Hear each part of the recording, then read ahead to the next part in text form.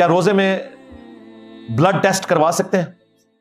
بالکل کروا سکتے ہیں. اس کی وجہ یہ ہے کہ آپ جسم میں تو کوئی چیز پرماننٹلی داخل نہیں کر رہے بلکہ جسم سے نکال رہے ہیں. وہ سرنج کے ذریعے، وہ کوئی کھانے کی چیز نہیں ہوتی، سرنج داخل کر کے اس سے خون نکالا جاتا ہے. لہٰذا یہ بالکل درست ہے. اور اس کی اصل وہ حدیث ہے بخاری اور مسلم میں کہ نبی علیہ السلام نے احرام کی حالت میں بھی اور روزے کی حالت میں بھی حجامہ کروایا، کپنگ کروائی ہے، اور کپنگ میں خون نکالا جاتا ہے.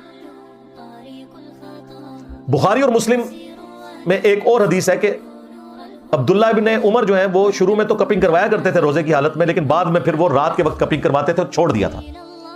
اور اس کی ریزن پھر بخاری اور مسلم میں انس بن مالک سے جب پوچھا گیا کہ کیا روزے کی حالت میں حجامہ کروانا گناہ ہے، انہوں نے کہا نہیں، صرف کمزوری کی وجہ سے منع کیا جاتا ہے کہ کوئی شخص اتنا کمزور نہ ہو جائے کہ اسے روزہ کھولنا پڑے، تو اس لیے. ادروائز اگر کوئی روزہ اس کے کھلنے کا مسئلہ نہیں ہے تو وہ کروا سکتا ہے. تو بلڈ ٹیسٹ میں تو اتنا سا خون نکلتا ہے، اس سے تو کوئی کمزوری نہیں ہوتی، لیکن اگر بلڈ ڈونیٹ آپ کریں تو اس میں چانس ہوتے ہیں کہ روزے کی حالت میں اگر آپ نے بلڈ دیا تو انسان بعض اوقات کمزوری کی وجہ سے بے ہوش بھی ہو جاتا ہے. تو وہ اگر مجبوراً کسی کو دینا پڑے تو وہ ایک روزہ یعنی توڑ دے، افطار کر لے اسی وقت، اور بعد میں ایک روزے کی قضا دے دے.